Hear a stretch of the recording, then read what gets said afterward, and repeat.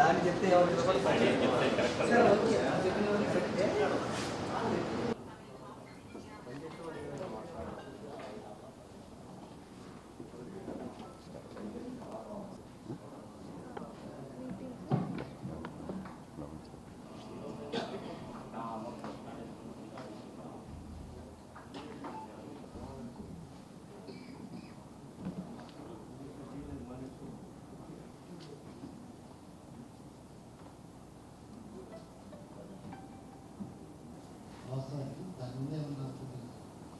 So అది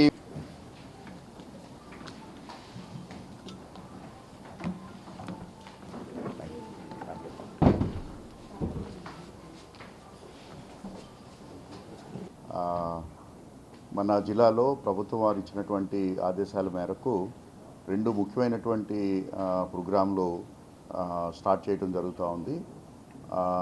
రేపు అంటే 6వ తారీఖున జిల్లా వ్యాప్తంగా అన్ని గ్రామాల్లో అన్ని మండలాల్లో కూడా మనం రెవెన్యూ సదస్సుల్ని నిర్వహించుకుంటున్నాం. సో రెవెన్యూ సదస్సుల యొక్క ముఖ్య ఉద్దేశం ఏంటంటే గ్రామ స్థాయిలో ఉన్నటువంటి రెవెన్యూ సమస్యలు అన్నిటినీ కూడా తెలుసుకోవటం, అలాగే దరఖాస్తులు తీసుకోవటం, అలాగే ఆ దరఖాస్తుని నిర్దిష్టమైనటువంటి సమయంలో పరిష్కరించటం, అలాగే ప్రభుత్వ భూముల్ని పరిరక్షించుకోవటం, అలాగే ఎక్కడైనా ఎన్క్రోచ్మెంట్స్ ఉన్నా లేకపోతే రెవెన్యూ సామాజికపరమైనటువంటి సమస్యలు ఉన్నా కూడా వాటిలన్నింటినీ కూడా రిజాల్వ్ చేసే దిశగా ఈ రెవెన్యూ సదస్సుల్ని కండక్ట్ చేసుకోబోతున్నాం.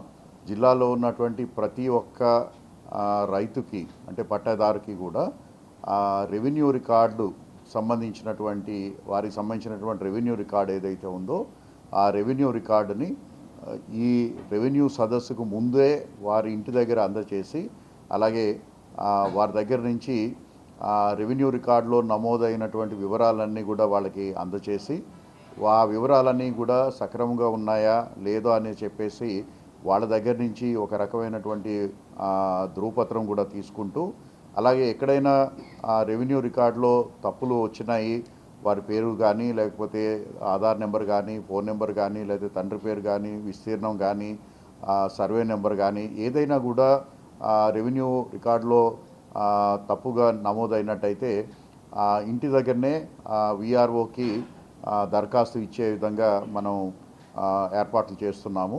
సో ప్రతి గ్రామంలో కూడా రెవెన్యూ సదస్సుకి ముందు అనే విఆర్ఓ అలాగే వారి సిబ్బంది ప్రతి పట్టదారిని కూడా కలుసుకోవటం, అలాగే ఈ డాక్యుమెంట్స్ని అందజేయటం, వాళ్ళ దగ్గర నుంచి ఏదైనా సమస్య ఉన్నట్టయితే దరఖాస్తుని వారి ఇంటి దగ్గరనే ఫిల్ చేయించటము, అలాగే వారిని ఆ గ్రామంలో జరిగే రెవెన్యూ సదస్సుకి ఆహ్వానించటము, ఇవన్నీ కూడా ఒక సిస్టమేటిక్గా జిల్లాలో మనం ప్లాన్ చేయటం జరుగుతూ ఉంది.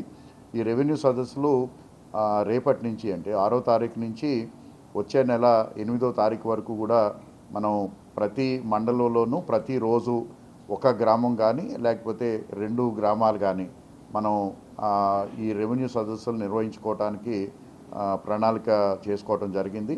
అలాగే సమస్యను బట్టి, అలాగే సమస్యలో ఉన్నటువంటి తీవ్రతను బట్టి, అలాగే దానికి సంబంధించినటువంటి స్టాట్యూటరీ పీరియడ్స్ని బట్టి వారికి ఏ రోజు నాటికి ఈ సమస్యను పరిష్కరిస్తాము అనేది కూడా వారికి దరఖాస్తు ఇచ్చినప్పుడే తెలియజేయడం జరుగుతుంది. అయితే ఎటువంటి సమస్యనైనా కూడా 45 రోజుల లోపులో మనకి దరఖాస్తు ఇచ్చిన 45 రోజుల్లో వాళ్ళకి ఆ సమస్యను పరిష్కరించి, అలాగే సమస్య పరిష్కారం అయిన తర్వాత కరెక్ట్ అయినటువంటి రెవెన్యూ రికార్డును కూడా వారికి ఇంటి దగ్గరే అందజేసే ఏర్పాటు చేస్తున్నాం.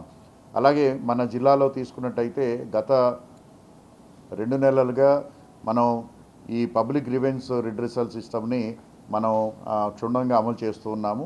సో దీంట్లో భాగంగా ఇప్పటికి మనకి సుమారుగా 6,000 దరఖాస్తులు వస్తే దాంట్లో మోర్ దాన్ 70% మనకి రెవెన్యూకి సంబంధించినటువంటి అంశాలే ఉన్నాయి. సో దాంట్లో ఆర్ఓఆర్ చట్టం పరంగా చేయాల్సినటువంటి ఉన్న సమస్యలు కానివ్వండి, ఎన్క్రోచ్మెంట్ సమస్యలు కానివ్వండి, లేకపోతే భాగస్వామ్యాలకు సంబంధించినటువంటి సమస్యలు కానివ్వండి, కుటుంబ సమస్యలు కానివ్వండి, అన్ని రకాలైనవి కూడా ఎక్కువ సమస్యలు మనకి రెవెన్యూ పరంగా వస్తున్నాయి. కాబట్టి ఈ రెవెన్యూ సదస్సుల్లో ప్రతి గ్రామంలోనూ కూడా అటువంటి సమస్యలు ఏవైతే ఆ గ్రామం నుంచి వచ్చున్నాయో ఆ సమస్యలు ఏమేమి సమస్యలు వచ్చినాయి, ఎవరు దరఖాస్తు ఇచ్చున్నారు, అలాగే ఆ సమస్య పైన ఇప్పటివరకు తీసుకున్నటువంటి చర్యలేంటి, అలాగే ఆ సమస్య పరిష్కారం అనేటైతే ఏ విధంగా పరిష్కారం అయింది అనేటువంటి వివరాలు కూడా ఈ గ్రామ సభల్లో తెలియచేయటం జరుగుతుంది. సో ఈ గ్రామ సభలో తహసీల్దార్ ఉంటారు, అలాగే డిప్యూటీ తహసీల్దార్ ఉంటారు, ఇతర రెవెన్యూ సిబ్బంది ఉంటారు. అదేవిధంగా గ్రామాల్లో రెవెన్యూ సంబంధించినటువంటి ఇతర అధికారులు, అంటే కొన్ని చోట్ల మనకి ఫారెస్ట్ భూములకు సంబంధించినటువంటి సమస్యలు ఉంటాయి, అక్కడ ఫారెస్ట్ ఆఫీసర్ కూడా ఉంటారు. అలాగే ఇక్కడ కొన్ని గ్రామాల్లో మనకి రిజిస్ట్రేషన్ సంబంధించిన సమస్యలు ఉన్నాయి, అక్కడ రిజిస్ట్రేషన్కి సంబంధించినటువంటి అధికారి కూడా ఉంటారు, అలాగే సర్వే అధికారులు ఉంటారు. సో రెవెన్యూ సంబంధించి భూమికి సంబంధించినటువంటి అందరూ కూడా ఈ గ్రామ సభల్లో పాల్గొంటాం. అలాగే చాలామంది గ్రామస్తులు వేరే ప్రాంతాల్లో కూడా, అంటే వారు ఉద్యోగ రీత్యా కానీ లేకపోతే ఇతర పనుల రీత్యా వేరే చోట ఉన్నప్పుడు విఆర్ఓకి ఈ డాక్యుమెంట్స్ ఏవైతే ఉన్నాయో వాటిని మనం వాట్సాప్ ద్వారా లేకపోతే ఇతర మార్గాల ద్వారా మనం పంపించే ఏర్పాటు చేస్తున్నాము. అదేవిధంగా వారు కూడా విఆర్ఓని రీచ్ అవుట్ చేయి, ఒకవేళ వాళ్ళకి రెవెన్యూ సంబంధించినటువంటి సమస్యలు ఉన్నట్టయితే వాళ్ళు కూడా ఆన్లైన్లో కూడా దరఖాస్తు ఇచ్చే విధంగా మనం ఏర్పాటు చేస్తున్నాం. అలాగే ఈ మొత్తం కార్యక్రమంలో ప్రజాప్రతినిధుల్ని, అలాగే రైతు సంఘాల ప్రతినిధుల్ని, అలాగే అదేవిధంగా రైతుల ప్రతినిధులను కూడా పార్టిసిపేట్ చేయమని చెప్పేసి కోరుకుంటున్నాము. అలాగే వారికి సంబంధించినటువంటి ఏదైనా సమస్యలు కానీ లేకపోతే ఇది ఉన్నట్టయితే వాటిని నివృత్తి చేసే విధంగా చర్యలు తీసుకుంటాము. సో ఇది ఒక ముఖ్యమైనటువంటి కార్యక్రమం. అది రేపటి నుంచి జిల్లా వ్యాప్తంగా అన్ని చోట్ల కూడా మనం ప్రారంభించుకోబోతున్నాం.